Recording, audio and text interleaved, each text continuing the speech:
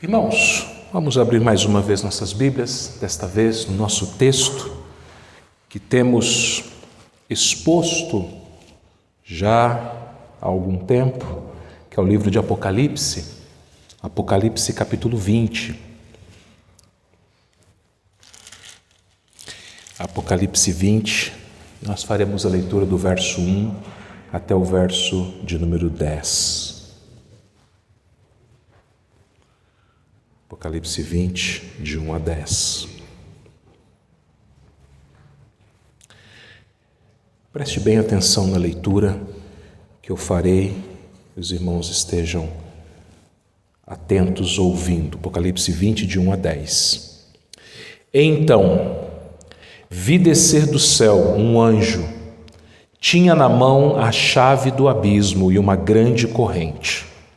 Ele segurou o dragão, a antiga serpente, que é o diabo, Satanás, e o prendeu por 1000 anos. Lançou-o no abismo, fechou-o e pôs selos sobre ele, para que não mais enganasse as nações, até se completarem os 1000 anos. Depois disto, é necessário que ele seja solto pouco tempo.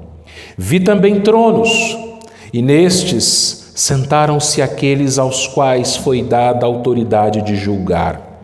Vi ainda as almas dos decapitados por causa do testemunho de Jesus, bem como por causa da palavra de Deus, tantos quantos não adoraram a besta, nem tampouco a sua imagem, e não receberam a marca na fronte e na mão, e viveram e reinaram com Cristo durante 1000 anos. Os restantes dos mortos não reviveram até que se completassem os 1000 anos. Esta é a primeira ressurreição. Bem-aventurado e santo é aquele que tem parte na primeira ressurreição. Sobre esses, a segunda morte não tem autoridade, pelo contrário, serão sacerdotes de Deus e de Cristo, e reinarão com ele os 1000 anos. Quando, porém, se completarem os 1000 anos, Satanás será solto da sua prisão e sairá a seduzir as nações que há nos 4 cantos da terra, Gogue e Magogue, a fim de reuni-las para a peleja. O número dessas é como a areia do mar. Marcharam então pela superfície da terra e sitiaram o acampamento dos santos e a cidade querida. Desceu, porém, fogo do céu e os consumiu. O diabo, o sedutor deles, foi lançado para dentro do lago de fogo e enxofre, onde já se encontram não só a besta, como também o falso profeta, e serão atormentados de dia e de noite pelos séculos dos séculos. Vamos orar. Senhor, humildemente nós nos colocamos diante do Teu trono de graça, tremendo, Pai, porque a Tua palavra é viva, eficaz, mais cortante do que a espada de 2 gumes. E, Senhor, pedimos agora que o Senhor fale conosco, que o Senhor, ó Deus, através do Teu Espírito, ilumine as mentes, os corações de cada um que aqui está presente e a todos a quem esta mensagem chegar, ó Deus. Ó Pai, que o Senhor me use também, Pai, apesar de mim, das minhas fraquezas, dos meus pecados, das minhas limitações, para que a Tua palavra seja pregada neste momento, com autoridade, para a Tua glória. Em nome de Jesus, amém. Irmãos, eu tenho estado muito apreensivo e, se posso dizer isso, ansioso, no bom sentido da palavra, não aquela ansiedade pecaminosa, mas já esperando por esse momento, por esses textos finais de Apocalipse. Desde o domingo passado, capítulo 19, versículo 11 até o versículo 21, até o final do livro. Porque aqui a gente tem a conclusão do que vai finalmente acontecer. E o texto de hoje, meus irmãos, é um texto que é um dos que mais geram curiosidade nas pessoas. É um texto que é um dos mais mal interpretados e também um dos mais difíceis de serem pregados. Eu conto com as suas orações, porque durante essa semana, ao estudar essa passagem, eu já sabia que isso ia acontecer. Você falar sobre a derrota de Satanás, que é certa, não é uma coisa fácil.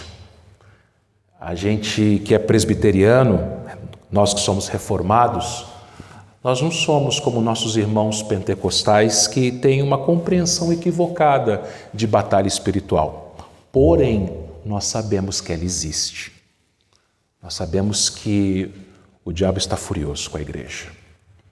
Pregar em Apocalipse, meus irmãos, às vezes alguns podem até achar, puxa, mas um livro tão longo, mais de 1 ano sendo pregado, mas é essencial para a nossa compreensão, porque esse é o final de tudo. E esse texto de hoje eu queria chamar bem a sua atenção. É um texto que fala muito ao meu coração e eu gostaria que falasse muito ao seu coração também. Porque é um texto que mostra que sim, o diabo ele é poderoso, mas Cristo é infinitamente mais poderoso do que ele. E que em Cristo a igreja é vitoriosa. O diabo não pode com a igreja. O diabo não pode com a gente.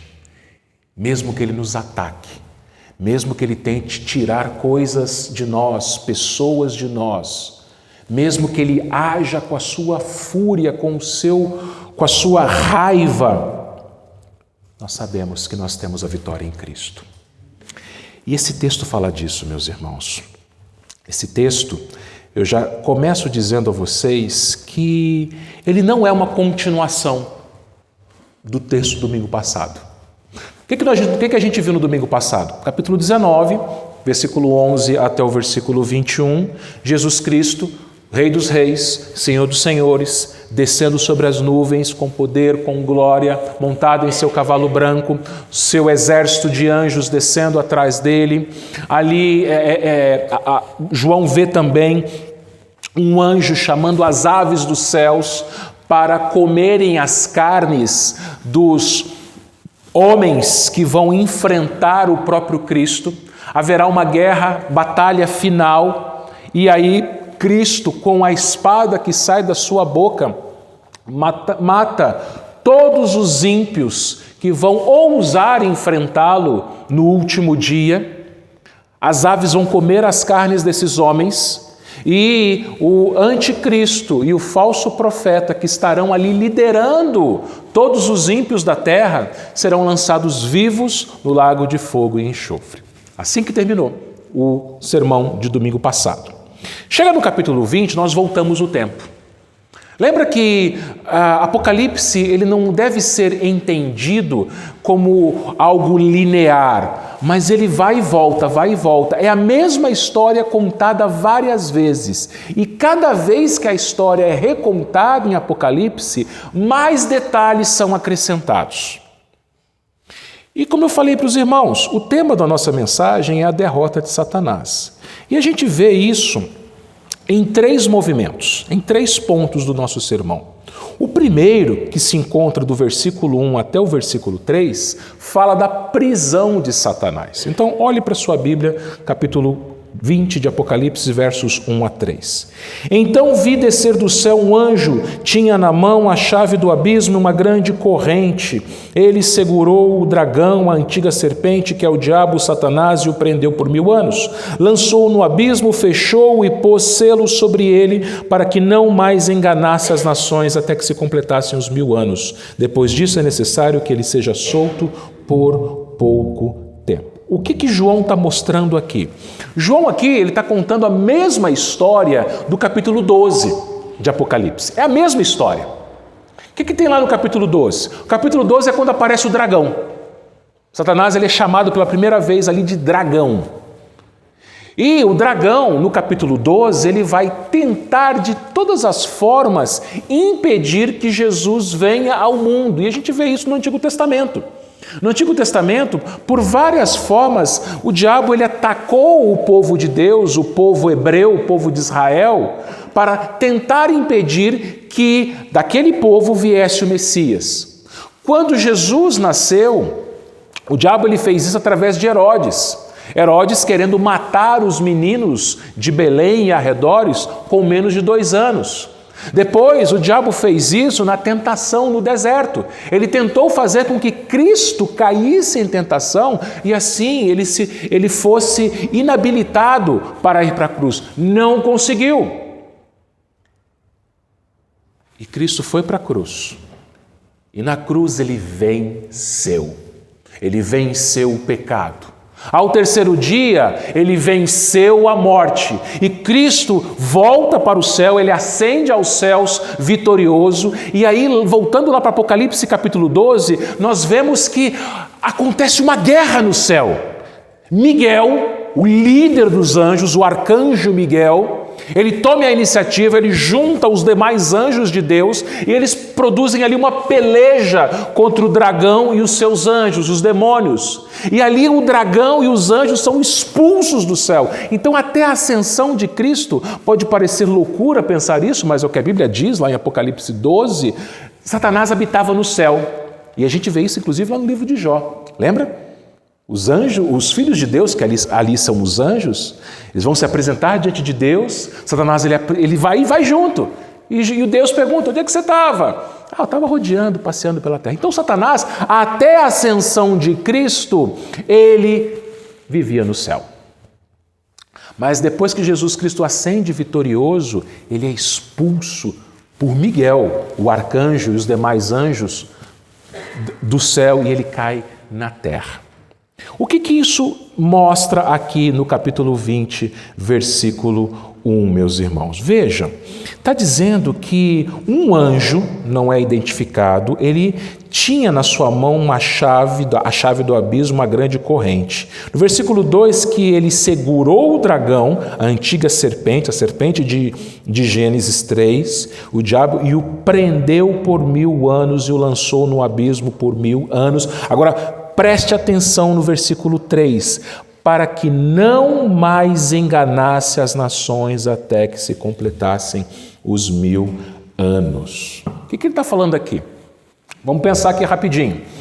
No Antigo Testamento, quem era o povo de Deus? Era uma nação. Israel. Israel apenas. Se pessoas de outras nações se convertessem, elas precisariam tornar-se agora parte do povo de Israel. Se homens de outras nações se convertessem, eles seriam circuncidados e ali fariam parte do povo de Israel. Por exemplo, a gente vai ver Ruth antes ali uma moabita, tornando-se parte do povo de Israel ao se casar com Boaz. A prostituta Raabe, uma cananeia moradora de Jericó, também com a sua família, torna-se parte do povo de Israel. Mas tinha que se tornar parte daquela nação. Apenas uma nação servia a Deus no Antigo Testamento. E as demais? As demais eram cegadas, enganadas por Satanás. Todas as demais nações no Antigo Testamento eram inimigas de Deus, só Israel que servia a Deus. Porém, Ainda no Antigo Testamento, havia várias promessas de que o Messias viria para salvar pessoas de todas as nações. Ou seja, a salvação não ficaria restrita a um povo, a uma nação, a Israel apenas, mas a salvação estenderia-se a todo mundo. Por exemplo, lá em Gênesis capítulo 12, Abraão ele recebeu a promessa que nele seriam benditas, seriam abençoadas todas as famílias da terra. Lá no livro dos Salmos, aliás, Salmo é o livro que tem mais promessas do Messias vindo para as nações. Salmo 22, 27 diz: lembrar-se-ão do Senhor, a ele se converterão os confins da terra, perante ele se prostrarão todas as famílias das nações. Salmo 46, 10: aquietai-vos e sabei que eu sou Deus, sou exaltado entre as nações, sou exaltado na terra. Salmo 96, 3, nós lemos e nós cantamos, diz: anunciai entre as nações a sua glória, e entre todos os povos as suas maravilhas. Jeremias 10, 7, nós também cantamos: quem não te temerá a ti, ó Rei das nações? Então, meus irmãos, mesmo que no Antigo Testamento Satanás ainda estava enganando, cegando as nações, havia promessas: Cristo virá, o Messias virá, e ele virá não somente para Israel, mas para todas as nações. Vai acontecer um dia que o diabo vai parar de enganar as nações. Essa era a promessa.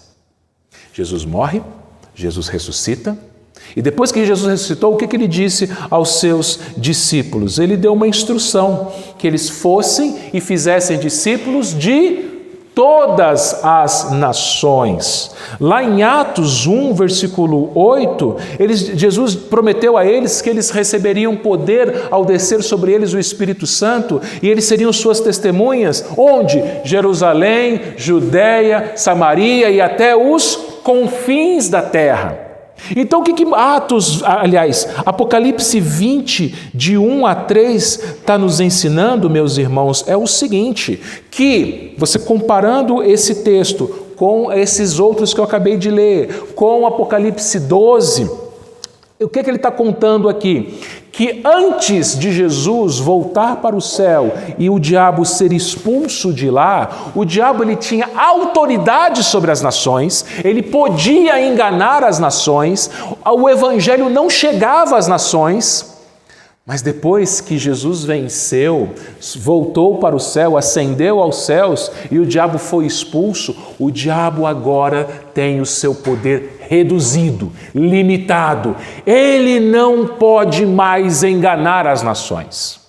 Vamos entender uma coisa aqui, meus irmãos, vamos voltar àquilo que a gente sempre tem falado nas nossas exposições de Apocalipse. Você não pode interpretar Apocalipse de maneira literal. Não é uma prisão literal, não é uma corrente literal, não é um abismo literal, até porque Satanás não tem corpo. Como é que você prende um espírito? Como é que você amarra? Está amarrado. Como é que você amarra um espírito? Satanás é um espírito, certo? Espíritos não têm corpo. Então a prisão é espiritual, ela não é física, ela é espiritual.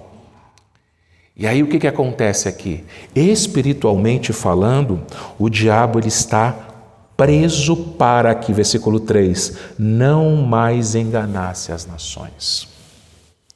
Irmãos, vejam, isso não significa que Satanás ele não exerça o seu poder e a sua influência sobre o mundo. Satanás ele continua sendo poderoso. Só que Satanás ele tem poder. Ele pode exercer o seu poder sobre as pessoas.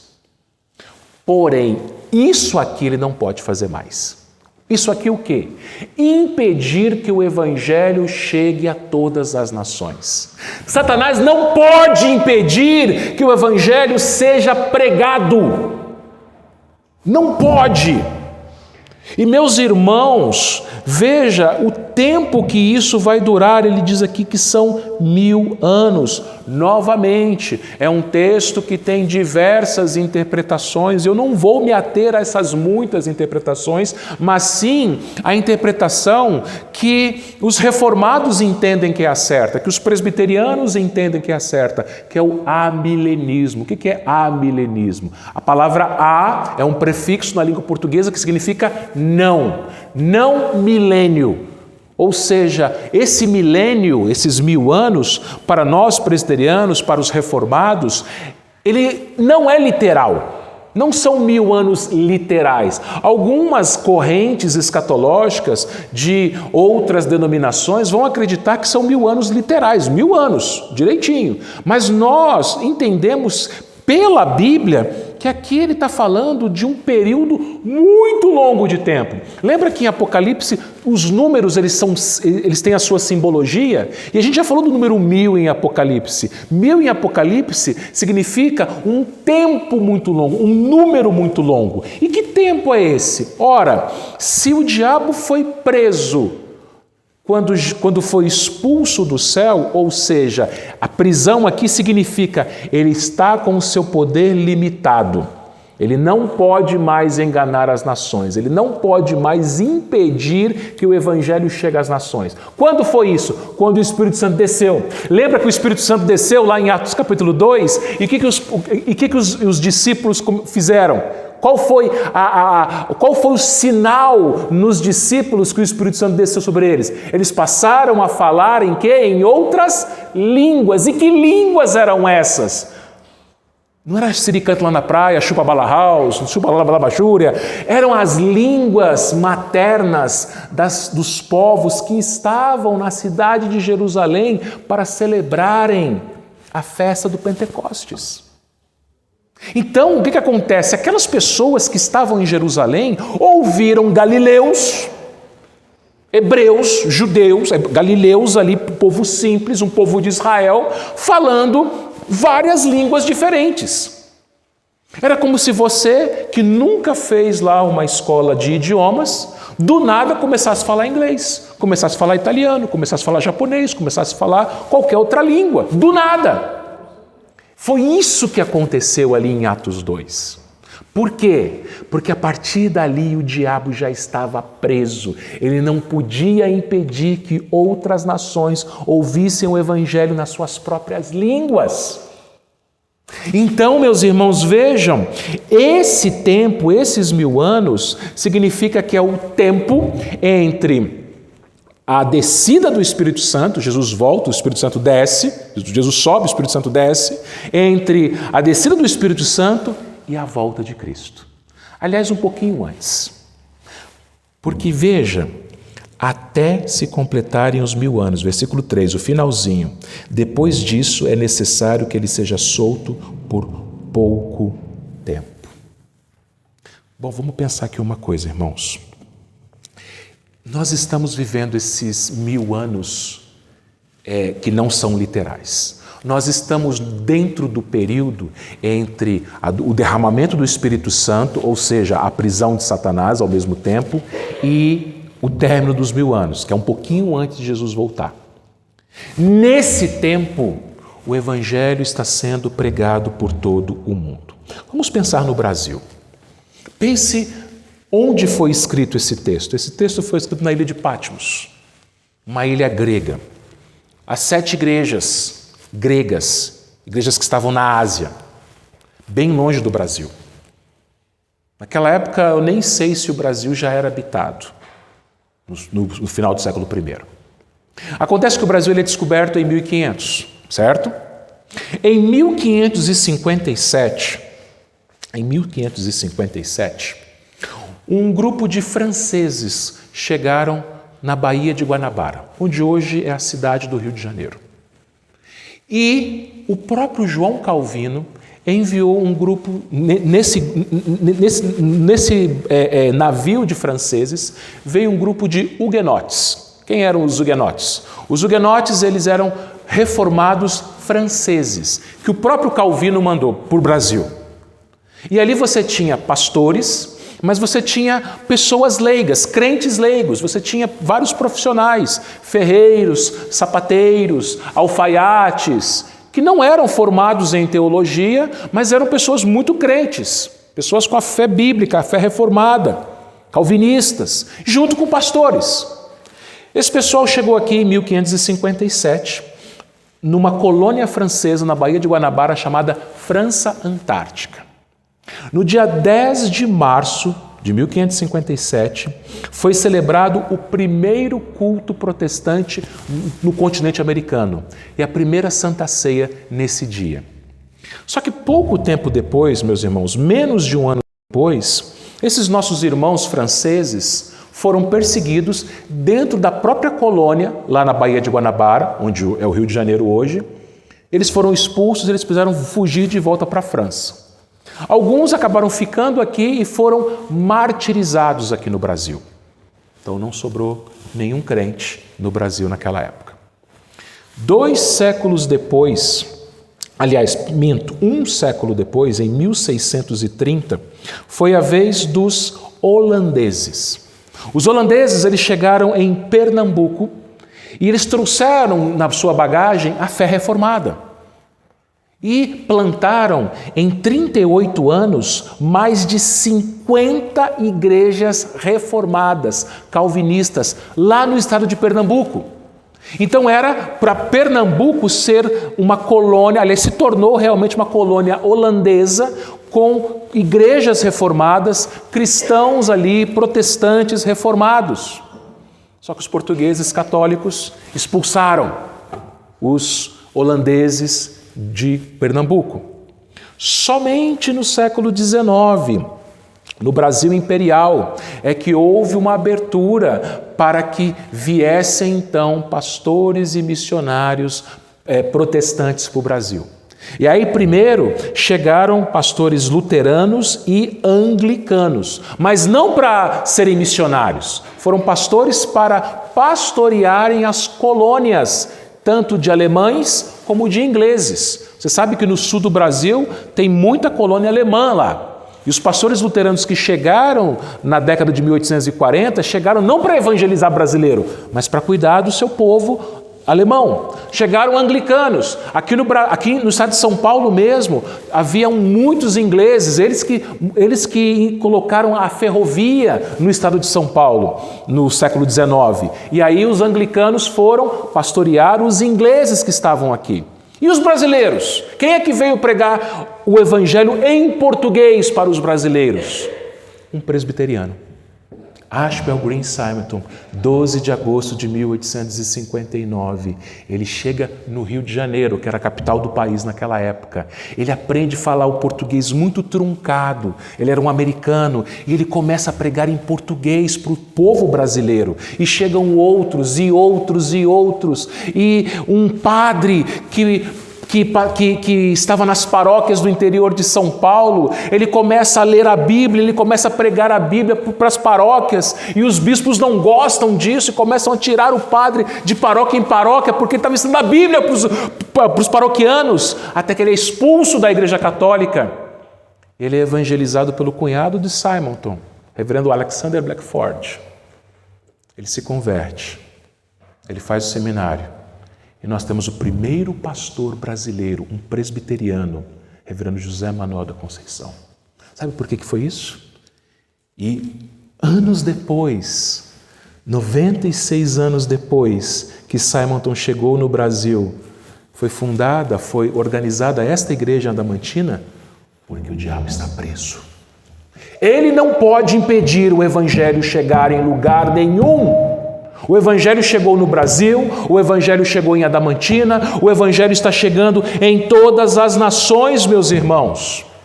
Porque vejam, às vezes a gente recebe notícias de lugares fechados, de lugares onde a igreja é perseguida e as pessoas se reúnem. Como é possível ter crente na Coreia do Norte? E me responde um negócio desse. Porque o diabo não pode impedir. Mesmo que o diabo use o presidente da Coreia do Norte para perseguir, prender e matar cristãos, ele não pode impedir que os eleitos daquele país sejam convertidos. No Afeganistão, a mesma coisa. Nos países comunistas, a mesma coisa. Nos países islâmicos, a mesma coisa. É nesse tempo que Satanás está preso. E é nesse tempo, meus irmãos, que a igreja precisa fazer missões. É nesse tempo que você tem a liberdade de você falar para as pessoas quem Jesus é, aquilo que Ele fez na sua vida, a grande obra que Ele tem feito na sua vida, no seu coração, na sua igreja. Porque o diabo não pode impedir, ele não pode, ele está preso. Essa semana me deparei com um texto de Isaías 52:7.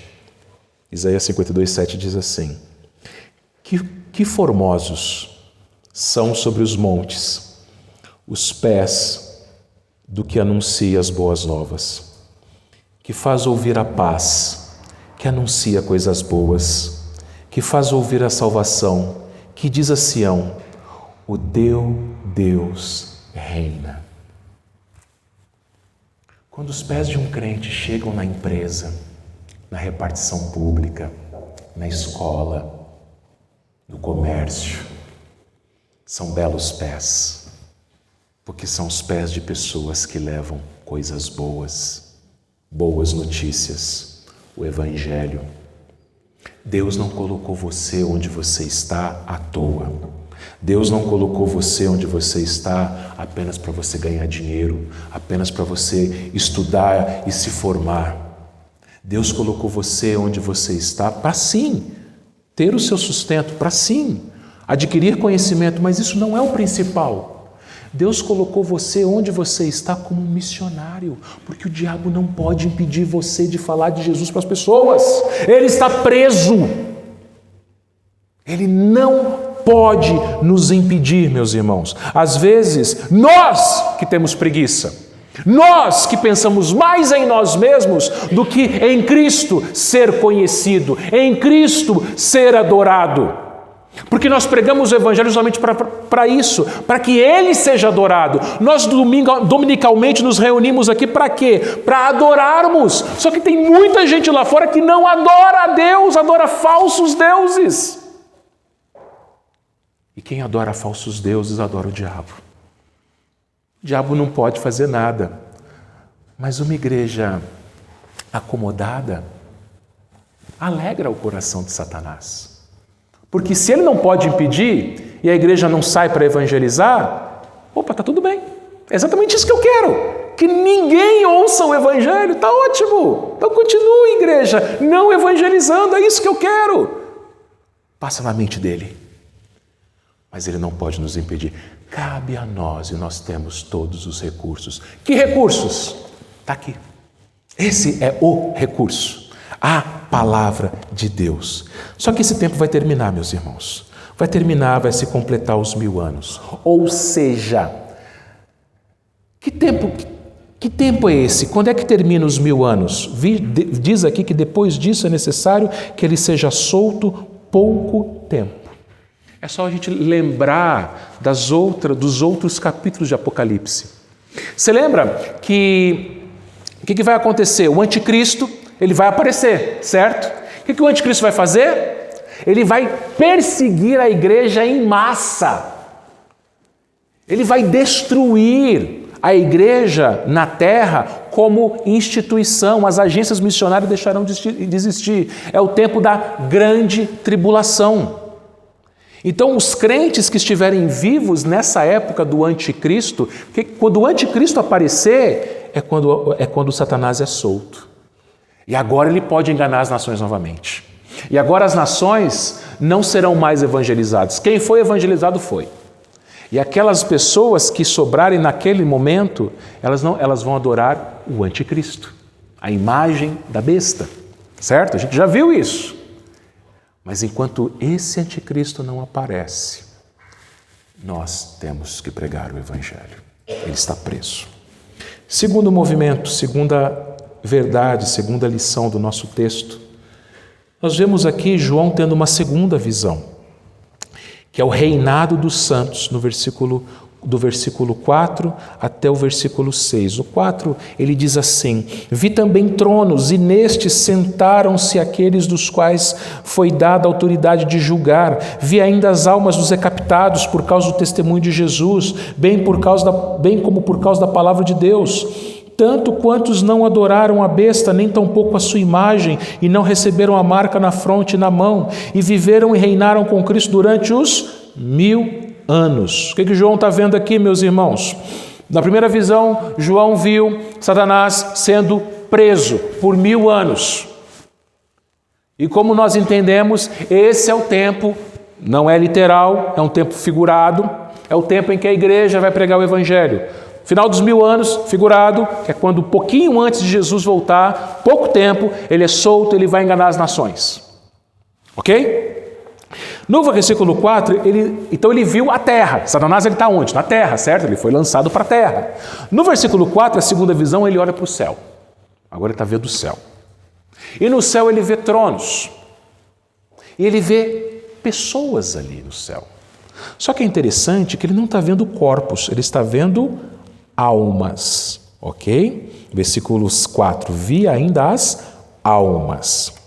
Quem que ele está vendo aqui? Ele está vendo aqueles a quem foi dado, sentado nos tronos, aqueles a quem foi dada a autoridade de julgar. Julgar aqui não é julgar de forma jurídica, como um juiz, mas julgar aqui tem um sentido de administrar. Lembra dos juízes do Antigo Testamento? Eles administravam, eles governavam, por isso que eles se sentam no trono aqui. Eles não vão bater o martelo, mas eles serão administradores no céu.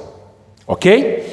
Quem que ele está vendo aqui, meus irmãos? Ele está tendo uma visão celestial, ele está vendo almas. Almas são invisíveis, são espíritos. Mas vamos pensar, ele não está tendo uma visão física, ele está tendo uma visão espiritual. Então ele consegue enxergar as almas. E aqui ele vê o quê? As almas dos que foram decapitados. E também daqueles que não adoraram a besta. João, ele está vendo aqui, meus irmãos, o quê? Todos os crentes. Ele destaca um grupo, os mártires, os decapitados. Por que ele faz isso? Vamos lembrar aqui, meus irmãos. João escreveu o Apocalipse no final do primeiro século. Final do primeiro século, lá no ano 96, mais ou menos, o que estava acontecendo? Império Romano, Imperador Domiciano, ele perseguindo os cristãos, ele matando o cristão, ele prendendo o cristão, ele torturando o cristão. As igrejas começaram a ficar desanimadas. Imagina, você chega no culto, naquela época, cadê o irmão fulano de tal? Olha, você não ficou sabendo? Prenderam ele. Cadê a irmã fulano de tal? Olha, você não ficou sabendo? Ela está sendo torturada. Ué, cadê o outro irmão? Você não ficou sabendo? Ele foi jogado lá nas arenas para os leões comerem. Cadê o pastor e os presbíteros? Você não ficou sabendo? Eles foram amarrados nos postes de Roma, eles estão sendo incendiados. Era isso que acontecia naquela época. Em grande escala. Crentes sendo massacrados em grande escala, em grande número. Aí Apocalipse é escrito. Para quê? Para dar esperança àqueles irmãos. E para mostrar para aqueles irmãos, aqui no versículo 4, o seguinte: sabe aquele seu irmão querido que foi torturado e que foi morto? Ele está no céu, sentado num trono, reinando com Cristo. Meus irmãos, esse versículo 4 é um versículo, e também até o 6, o 5 e o 6 também, mas vamos falar do 4 por enquanto, ele dá muita esperança, porque os nossos queridos que partiram, nós temos a certeza de que eles estão bem, eles estão sentados em tronos, reinando com Cristo. É essa a esperança que João, na verdade que o próprio Senhor Jesus, através de João, inspirado pelo Espírito Santo, João apenas registrou, apenas escreveu, mas essa esperança vem do próprio Senhor Deus, para nós. O cristão, quando perde um ente querido, também cristão, quando uma igreja sepulta um irmão em Cristo, sabe que a igreja está sepultando o seu corpo, mas a sua alma já está gozando das delícias celestiais. Ele está sentado num trono. Ele está com Cristo. O que Paulo escreveu? Morrer é estar com Cristo, que é incomparavelmente melhor. Jesus, ele disse em Mateus 5, 10 a 12, bem-aventurados os perseguidos por causa da justiça, porque deles é o reino dos céus. Bem-aventurados sois quando por minha causa vos injuriarem e vos perseguirem e mentindo disserem todo mal contra vós. Regozijai-vos e exultai, porque é grande o vosso galardão nos céus, pois assim perseguiram os profetas que viveram antes de vós. Então, pense comigo, meu irmão, minha irmã, pense naquelas viúvas. Aquelas viúvas que viram seus maridos sendo decapitados por Roma. Pense naquelas mães que viram seus filhos amarrados em postes em Roma e sendo besuntados e sendo incendiados vivos para iluminarem as ruas de Roma. Os cristãos, aconteceu isso. Pensem naqueles filhos vendo seus pais sendo comidos por leões nas arenas de Roma. E aqui tem a esperança, eles estão bem, eles estão sentados em tronos, eles estão reinando com Cristo. Só que tem um tempo, durante 1000 anos. É temporário. É como diz o reverendo Hernandes Dias Lopes, é a antessala, é a sala de espera. Lá em Apocalipse 6, Jesus ele entrega, imagina quando um crente morre, ele chega no céu, Jesus entrega uma roupa branca para o crente, uma vestidura branca e fala, repouse, descanse. Por isso, vou falar uma coisa para você, às vezes quando alguém falece, a gente fala, fulano descansou.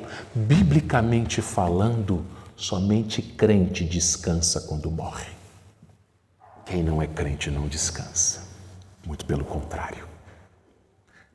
Apocalipse 6 fala isso. Jesus ele dá uma roupa branca para o crente morto e fala, descansa. Por um pouco. Não é o lugar final. O céu não é um destino final. O céu é o lugar que você espera ali. 1000 anos. Que 1000 anos? Até Jesus voltar.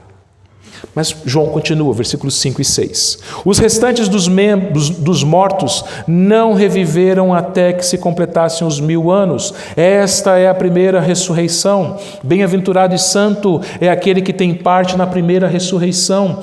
Sobre esses, a segunda morte não tem autoridade. Pelo contrário, serão sacerdotes de Deus e de Cristo e reinarão com ele por 1000 anos. O que João está falando aqui? De novo, é um texto difícil. Mal interpretado, mas a igreja presbiteriana, os presbiterianos em geral, os reformados em geral, eles entendem da maneira amilenista e de maneira literal. Vamos lá. Do que ele está falando aqui? De almas, certo? O que ele está vendo aqui? Céu. Ele não está falando aqui de corpos, ele está falando aqui de gente morta, de almas. Crentes que já morreram e que estão no céu. Olha o versículo 5, olha para a sua Bíblia. Os restantes dos mortos não reviveram até que se completassem os 1000 anos. Então vamos lá. No versículo 4 ele fala de quem? De crentes mortos. Crentes que estão no céu, que já morreram. Ok? Tem 2 tipos de pessoas no céu, ok? Crente e não crente. Ou melhor, eleito e não eleito. Certo? Ok? Os eleitos, os crentes salvos, eles morrem, vão para o céu reinar com Cristo. Os não eleitos, não crentes, não salvos, quando morrem, restantes dos mortos, versículo 5, eles não reviveram até completarem os 1000 anos. Não, eles não estão com Cristo. Eles estão mortos, mortos eternamente. E aí ele fala, esta é a primeira ressurreição. Como assim? Ele está falando de ressurreição, mas vamos pensar, essa ressurreição que ele fala não é aquela ressurreição do final. Ele fala de primeira ressurreição. Vai ter uma segunda. A primeira ressurreição não é a ressurreição do corpo, mas é, na verdade, a vida eterna com Cristo no céu. Como é que nós sabemos disso? É só olhar o versículo 6. O versículo 6 explica o versículo 5. Bem-aventurado e santo é aquele que tem parte na primeira ressurreição, sobre esses a segunda morte não tem autoridade. Qual que é o contrário da primeira ressurreição? Segunda morte. O que é segunda morte? O ímpio, a pessoa sem Cristo, morre aqui na terra. Primeira morte. O crente também morre aqui na terra. Primeira morte. Então todo mundo morre aqui na terra. Só que quando o crente morre, o que vem em seguida? A primeira ressurreição, que é estar com Cristo no céu, reinando em tronos. E para o ímpio, o que vem depois da primeira morte? A segunda morte, o inferno. Não é o lago de fogo e enxofre ainda, é o inferno, por 1000 anos. Do contrário, falando dos crentes novamente, versículo 6, serão sacerdotes de Deus, de Cristo, e reinarão com Ele por 1000 anos. Então, meus irmãos, nesse período, entre a primeira vinda de Cristo e a segunda vinda de Cristo, onde estão os crentes que já morreram? No céu, com Cristo, reinando, com roupas brancas, descansando. E os ímpios estão no inferno. Lembra da história de Rico e Lázaro? Lázaro ele vai para o seio de Abraão. Ele vai para o paraíso. Lembra do ladrão arrependido? Hoje estarás comigo no paraíso. É este lugar dos tronos. Eles estão lá. Os nossos queridos que já partiram estão lá com Cristo. A primeira ressurreição. Eles estão vivos com vida eterna ali. Os ímpios que morreram, segunda morte, estão mortos fisicamente, espiritualmente, também mortos, mas eles estão conscientes. Lembra do rico? O rico ele estava no inferno sofrendo tormentos. Os ímpios que já morreram estão no inferno, a segunda morte, sofrendo tormentos, até completarem os 1000 anos, ou seja, até Jesus voltar. E quando Jesus voltar, todo mundo ressuscita. Aí vem o julgamento que a gente vai ver no domingo que vem. Mas antes disso, eu quero falar para vocês sobre a terceira e última parte do nosso texto, a batalha final, que é do versículo 7 até o versículo 10. Quando, porém, se completarem os 1000 anos, Satanás será solto da sua prisão e sairá a seduzir as nações que há nos 4 cantos da terra, Gog e Magog, a fim de reuni-las para a peleja. O número dessas é como a areia do mar. Marcharam então pela superfície da terra e sitiaram o acampamento dos santos e a cidade querida. Desceu, porém, fogo do céu e os consumiu. O diabo, sedutor deles, foi lançado para dentro do lago de fogo e enxofre, onde já se encontram não só a besta, como também o falso profeta, e serão atormentados de dia e de noite pelos séculos dos séculos. O que está contando aqui? Final da história, os 1000 anos, aparece o anticristo. O anticristo ele persegue a igreja massivamente, grande tribulação. Os crentes são mortos em grande escala, em grande massa. Ele tem de volta a autoridade para enganar as nações. O anticristo ele reina sobre a terra inteira. E aí Jesus está voltando, Apocalipse 19, descendo sobre os céus no cavalo branco. E todos os ímpios da terra se reúnem como um grande exército. Ele fala aqui dos 4 cantos da terra. E ele fala aqui como a areia do mar. Você imagina quantos grãos de areia tem no mar? Não dá para contar. João está falando aqui, é um número incontável. É muita gente. É muita gente. João está falando a mesma coisa do final de Apocalipse 19. O Armagedon. A última batalha. Satanás, o anticristo, o falso profeta, liderando todos os homens da terra. E eles acham que vão poder guerrear, pelejar contra Cristo. O que aconteceu no capítulo 19 com a besta e o falso profeta? Lançados vivos no lago de fogo e enxofre. O que aconteceu ou que vai acontecer, melhor dizendo, com os homens ímpios que vão tentar pelejar contra Cristo? Cristo vai matá-los com a espada que sai da sua boca e as aves dos céus comerão suas carnes. E o que vai acontecer com Satanás? lançado para dentro do lago de fogo e enxofre, junto com o falso profeta, junto com a besta, e serão atormentados de dia e de noite pelos séculos dos séculos. Satanás não governa o inferno. Satanás, ele tem poder hoje sim, limitado. Ele voltará a ter mais poder no final da história, mas no final de tudo, ele será lançado no pior dos lugares, o lago de fogo e enxofre. E ali ele não vai reinar. Filmes mostram Satanás num trono, com rabo, com chifre, com tridente na mão, espetando as almas no inferno. Isso é mentira, isso não é bíblico. Satanás, ele será lançado no lago de fogo e enxofre e ele vai sofrer a eternidade, será atormentado pela eternidade. Não tem escapatória. Este é o destino dele. Esse é o final do nosso maior inimigo, meus irmãos. Por isso, eu queria concluir dizendo o seguinte: sim, ele está preso. Ele não pode impedir a igreja de evangelizar, mas ele pode nos atacar. Pedro fala que ele anda como um leão, querendo devorar. Mantenha a sua vida espiritual em dia, vida de oração. A coisa que Satanás mais gosta é de crente preguiçoso, crente que não ora, crente que não lê a Bíblia, crente que não vem na igreja, crente que não prega o Evangelho.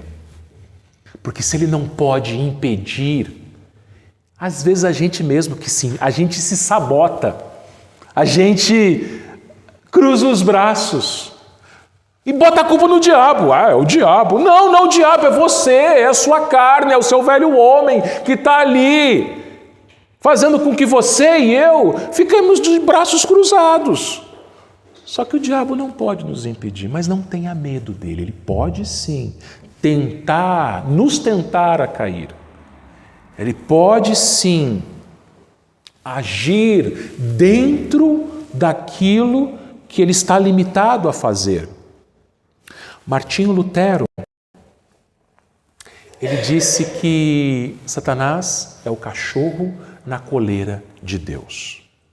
Pensa num cachorro bravo. Pensa num pitbull. Já viu um pitbull? Muito bravo. Se você tem um pitbull preso na coleira e você chega perto dele, ele não pode pegar você, não dá. Só que dentro daquele espaço, ele faz um estrago. Nas minhas férias, agora no mês de junho, estive com a minha família em Curitiba, nós visitamos o zoológico de Curitiba. E lá tem vários espaços com felinos, com onças. E é interessante que esses espaços, eles são verdadeiras gaiolas gigantes. E não é assim, a tela e depois você já tem a onça. São duas telas. É uma tela, um espaço, outra tela, tela por cima. Então os visitantes chegam ali, eles podem chegar de frente para a primeira tela. Eles estão protegidos. A onça não vai fazer nada contra eles. Experimenta entrar lá dentro. É isso que o Satanás. Ele não pode nos impedir de pregar o Evangelho, mas ele tem poder sim para fazer outras coisas. Cabe a nós resistirmos ao diabo e ele fugirá de nós. Como? Mantendo a nossa vida espiritual em dia. Mas sem ter medo. Não tema Satanás. Se você sentir algum tipo de opressão, recorra ao Senhor em oração. Recorra à sua palavra que nos dá esperança. Recorra à igreja onde nós temos comunhão. Por isso que Lutero, ele escreveu o hino que nós vamos cantar agora, Castelo Forte. Se nos quisessem devorar o diabo e demônios não contados, ele não conseguiria, porque nós vamos reinar com ele. Por isso, 3 lições rápidas. Primeiro, mantenha a sua vida espiritual em dia. Satanás, ele te odeia. Que bom! Porque se ele odeia Cristo, ele nos odeia também. Segundo, pregue o Evangelho. Ele está preso, ele não pode nos impedir de pregar o Evangelho. Terceiro e último, tenha esperanças do céu. Você vai reinar com Cristo, você estará com Ele, onde é incomparavelmente melhor. Que Ele nos abençoe, meus irmãos. Amém.